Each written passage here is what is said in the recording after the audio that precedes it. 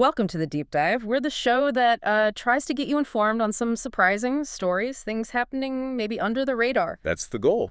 And today, yeah, we're heading to Southeast Asia. We're going to dive into a story that honestly doesn't get a ton of headlines, but is hugely significant in, well, the global semiconductor world. Yeah. We're talking about Malaysia, and specifically how it's sort of quietly become this unexpected winner in the whole U.S.-China tech rivalry. It really is quite something. And the investment figures alone are, well, staggering. Between 2021 and 2023, Malaysia greenlit foreign direct investment approved around 560 billion Malaysian ringgit. Wow. Which is what, in U.S. dollars? That's about 122 billion US dollars. And here's the kicker.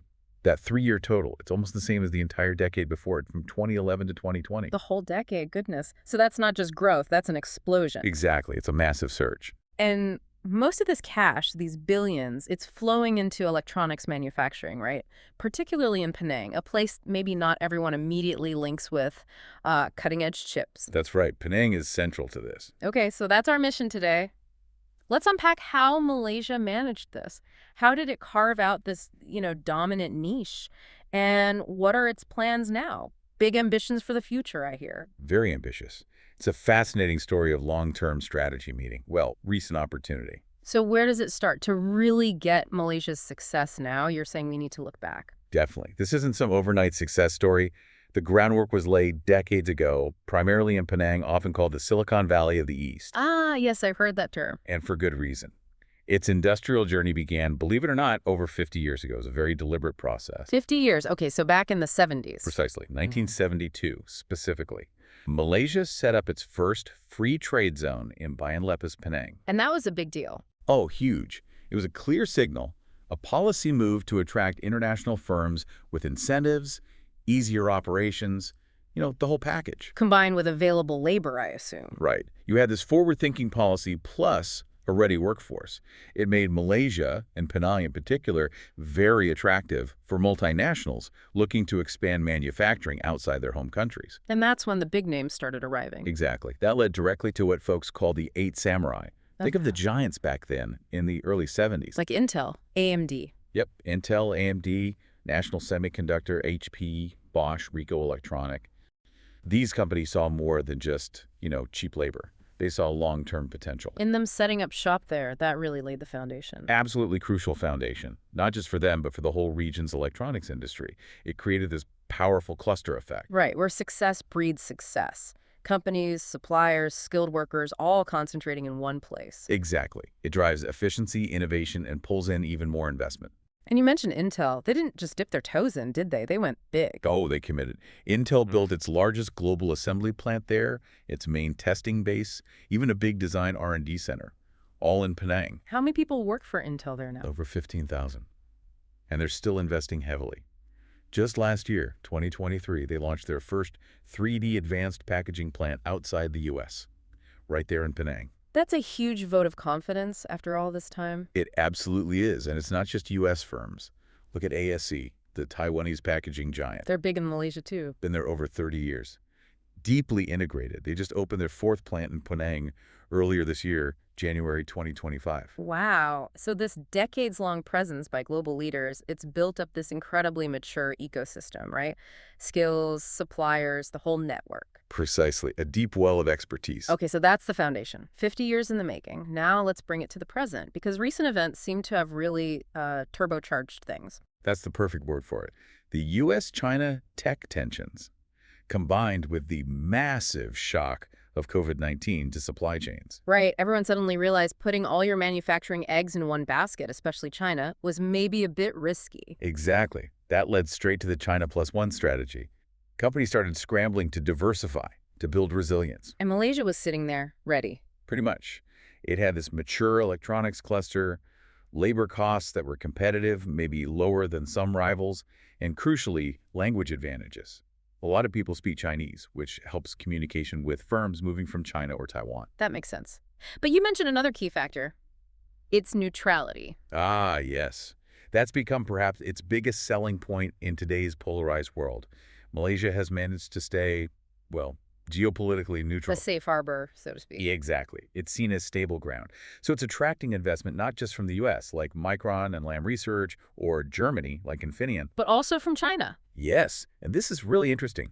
A significant increase in Chinese manufacturers setting up in Penang. Why? To get around U.S. restrictions. Largely, yes. They're facing sanctions, supply chain hurdles, so they're using Malaysia as this neutral base to keep serving global markets. The numbers are stark, but 55 Chinese manufacturing firms in Penang now, up from just 16 before the sanctions really That's hit. got the huge jump, so they're strategically using Malaysia. It's a smart play, turning a challenge into an opportunity. And all this activity, it's boosted Malaysia's global ranking. Significantly. It's now the world's sixth largest semiconductor exporter. Sixth largest. That's impressive. Again, maybe not what people expect. It reflects this real shift happening in global supply chains. Okay, so let's clarify Malaysia's specific role. You mentioned it's not primarily the super high-end chip making, the fabrication part. Correct. That's the front end. Malaysia's dominance is in the back end. That's packaging, assembly, and testing.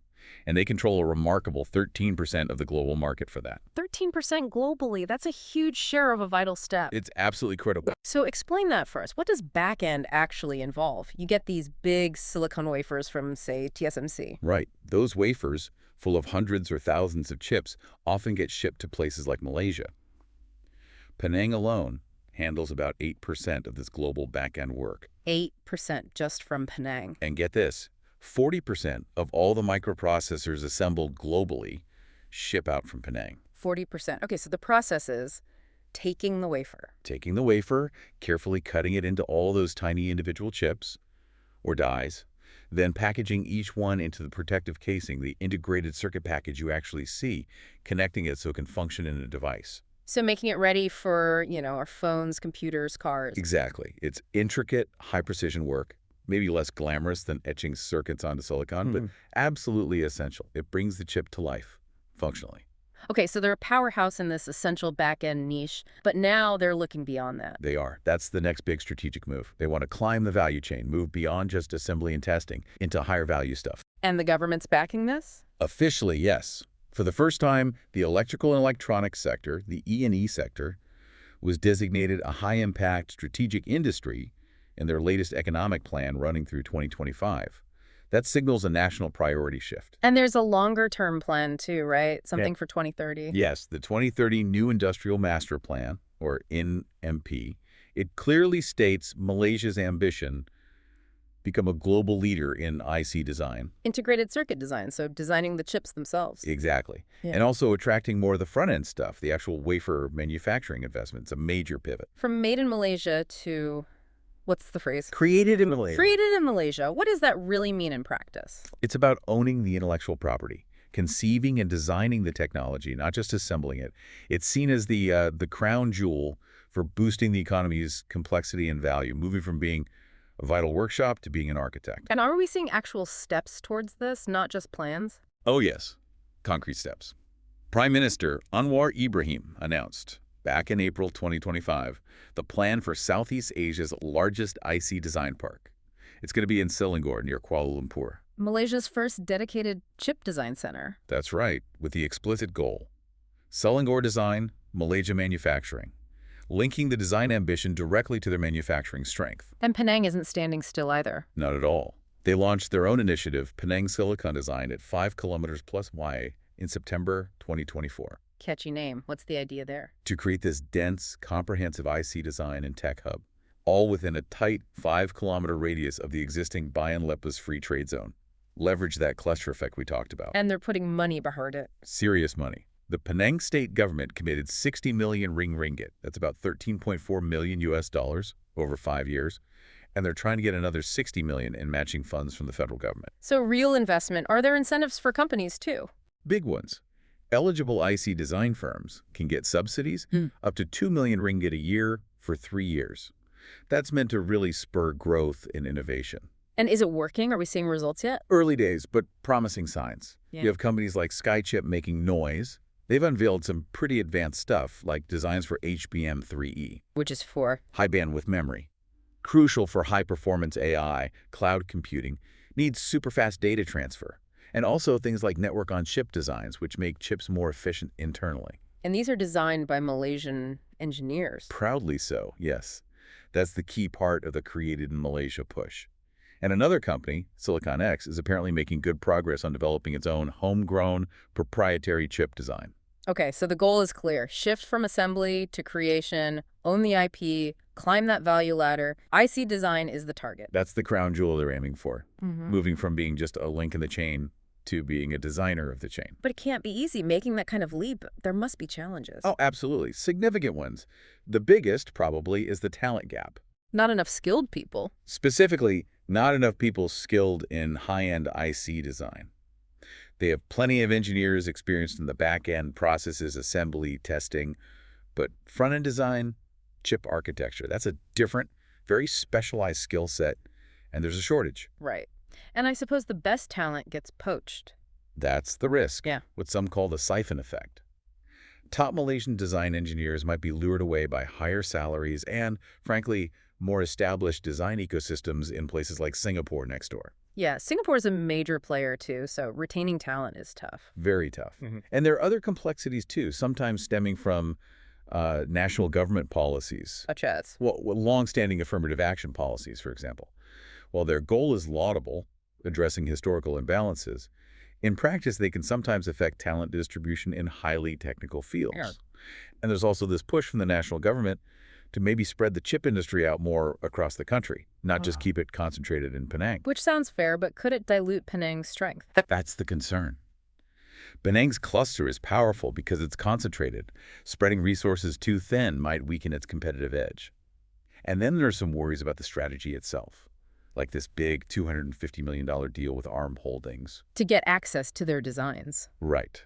Some worry it's trying to buy its way up, and there are potential concerns about, patronage, who gets access. Is it based purely on merit or connections? That could definitely undermine the goal if not managed carefully. It could. If contracts go to less capable firms due to connections, it hinders genuine innovation. So how are they tackling the talent problem specifically? That seems critical. They're being pretty proactive. There's the new Malaysia Advanced Semiconductor Academy, ASAMM. It launched with the Selangor Design Park, What's its goal? an ambitious one. Trained 20,000 IC design professionals in just 5 years through specialized courses, partnerships with universities and industry players. 20,000 in 5 years. That's huge. It's a massive undertaking, Mm. but necessary.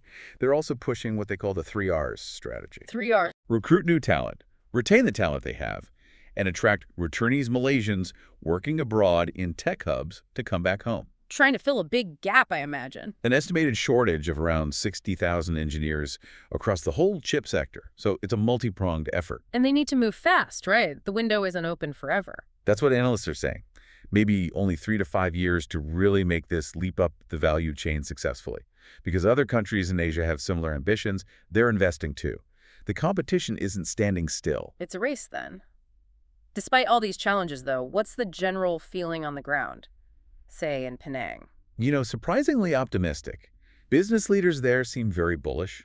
You often hear them say, almost wryly, that Penang succeeds despite national plans sometimes, not because of them. There's a real local drive. A strong regional identity and dynamism. Definitely. And you're seeing a kind of Renaissance vibe.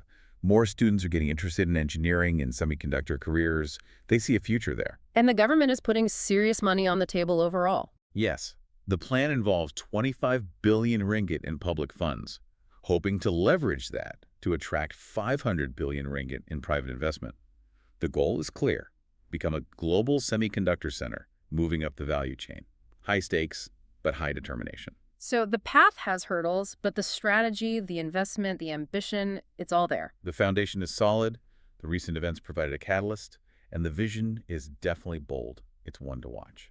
Okay, well, that wraps up our deep dive into Malaysia's semiconductor story. It really is a remarkable journey, isn't it? From this absolutely essential back-end hub Indispensable, really. to now aspiring to be an innovation leader. This whole created in Malaysia vision and the efforts to make it happen, it shows real determination to climb that tech ladder and secure a place at the forefront.